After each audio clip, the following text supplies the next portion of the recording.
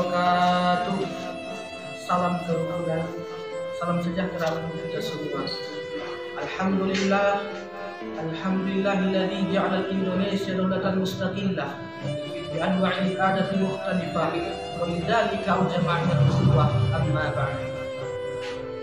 Pertama sekali, mudah kita syukur kita kepada Tuhan yang Maha Esa yang masih memberikan nikmat kepada kita semua sehingga kita masih dapat berkumpul melaksanakan segala aktivitas kita masing-masing. Kemudian salawat dan salam mari kita sanjungkan kepada ruh Nabi besar Muhammad sallallahu alaihi wasallam yang bernafaskan Allahumma salli ala sayyidina Muhammad wa ala alihi sayyidina Muhammad. Yang saya hormati para dewan juri yang arif dan bijaksana, juga yang saya hormati para pengurus forum kerukunan umat beragama Kota Medan. Adapun maksud dan tujuan saya di sini ialah untuk menyampaikan pidato saya yang berjudul Milenial Toleran Menuju Kota Medan yang Toleran. Berbicara tentang era milenial, milenialis merupakan istilah populer yang sering disebut dengan generasi Y.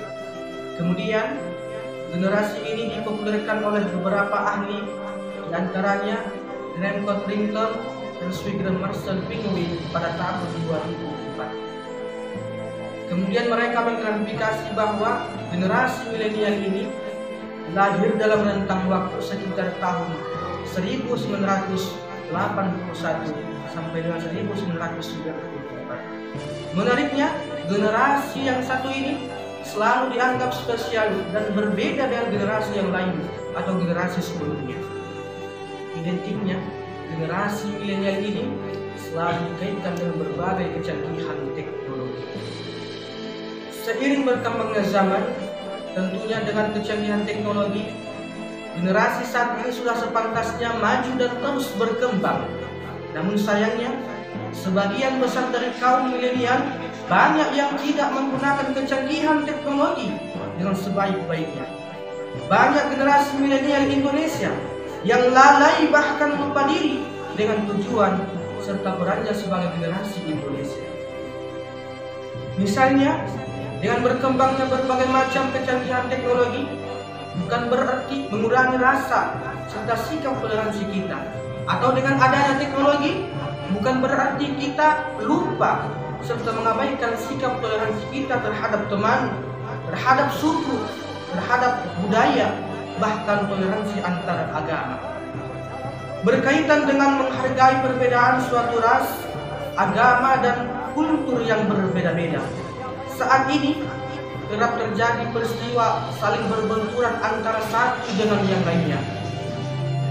Hal ini terjadi diantaranya dikarenakan rasa egoisme dan saling mengedepankan identitasnya masing-masing.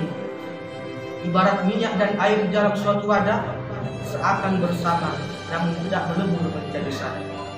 Artinya, di Kota Medan ini memiliki banyak keberagaman yang berbeda-beda, baik berbeda dari suku, budaya, bahkan berbeda dari agama.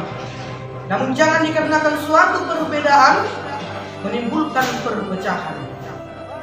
Di dalam kitab suci Al-Quran bahwasanya Allah Subhanahu wa Ta'ala berfirman dalam Al-Quran surah Al-Hujurat ayat 13 yang berbunyi, A'udzu billahi minasy syaithanir rajim. Bismillahirrahmanirrahim.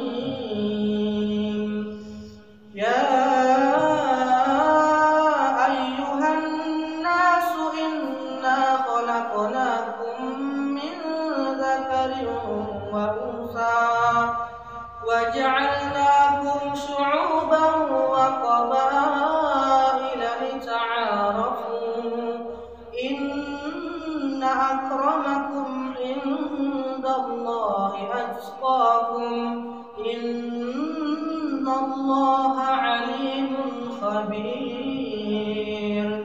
Artinya, hai manusia, sesungguhnya kami menciptakan kamu dari seorang laki-laki dan perempuan, dan kami menjadikan kamu berbangsa-bangsa dan bersuku-suku, supaya saling kenal mengenal. Sesungguhnya orang yang paling mulia di antara kamu di sisi Allah adalah orang yang paling bertakwa di antara kamu.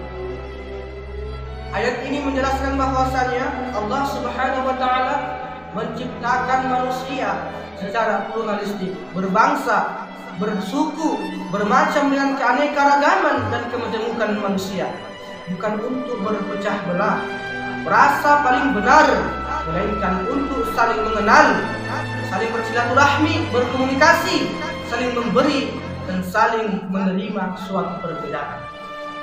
Kita boleh berbeda suku, berbeda agama, berbeda budaya, namun ingat, kita semua adalah satu wadah yang sama, yaitu negara Republik Indonesia. Di saat ini, kecanggihan teknologi tentunya sudah mulai berdampak pada dunia, di mana segala informasi bisa digali dengan bermacam-macam kecanggihan teknologi, seperti munculnya berbagai macam media sosial seperti Facebook, WhatsApp, YouTube, Instagram, Twitter, Telegram, dan lain sebagainya. Namun sayangnya, di era milenial ini, di saat semua informasi bisa digali dengan praktis, malah foto sana, foto sini, dengan gayanya yang begitu narsis. Kalau lagi ngumpul dengan teman-temannya, subhanallah keren habis. Tapi sadar atau tidak, seiring berjalannya waktu, akhlak, ilmu, bahkan toleransi pun semakin terkikis sedikit demi sedikit hingga habis. Na'udzubillahi min dzalik. Kita lihat di kalangan generasi saat ini, saat berkembangnya teknologi, banyak pemuda-pemudi kita yang terjerumus, banyak pemuda-pemudi kita yang terbawa arus akibat kelalaian dan penyalahgunaan teknologi itu sendiri. Muncul berbagai dampak negatif yang sering kita temui pada generasi milenial ini, di mana tontonan menjadi tuntunan dan tuntunan menjadi tontonan, yang dekat seolah merasa jauh dan yang jauh seolah merasa dekat.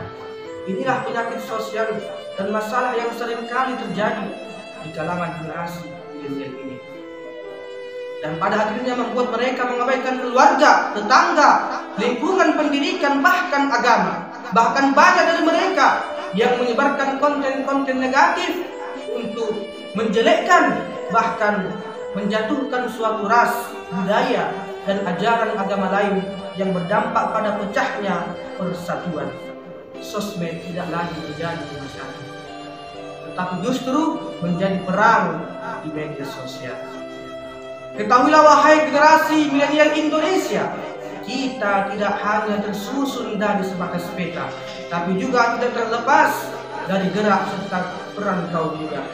Kita sebagai agent of social change memiliki peran penting untuk berpartisipasi dalam menghargai, menghadapi, dan menyelesaikan persoalan dan tantangan pada era teknologi. Sebagai kaum milenial Indonesia yang sekarang ini berada dalam fase aktif, kreatif, dan kritis soal perkembangan sosial, sudah sepantasnya pemuda menjadi inovator dan barometer perkembangan bangsa ini. Pemuda seharusnya mampu menjadi tampuk perubahan sosial, dan pemuda seharusnya jadi penetrasi konflik di antara keberagaman konflik yang terjadi antar umat beragama di kota Medan ini. Dari sini dapat kita simpulkan bahwasannya perbedaan suatu hal yang biasa bisa menjadi berjalan harmonis apabila adanya rasa toleransi sosial, rasa memahami seseorang dan kelompok, mayoritas dan minoritas, untuk saling menghormati dan untuk saling menghargai. Untuk itu, sebagai bagian dari kaum milenial Indonesia, saya mengajak kaum milenial Indonesia sebagai orang yang memiliki peran penting dalam membawa kota Medan ini menuju masa depan yang baik. Mari kita membangun interaksi yang baik dan intensif. Mari kita tumbuh kembangkan lagi sikap toleransi di dalam diri dan lingkungan kita, supaya kita sebagai generasi penerus bangsa ini bisa memberikan kontribusi positif dan kebinekaan terjadi erat kembali dalam diri kota Medan dan negara yang kita cintai. Sekian yang dapat saya sampaikan. Assalamualaikum warahmatullahi wabarakatuh.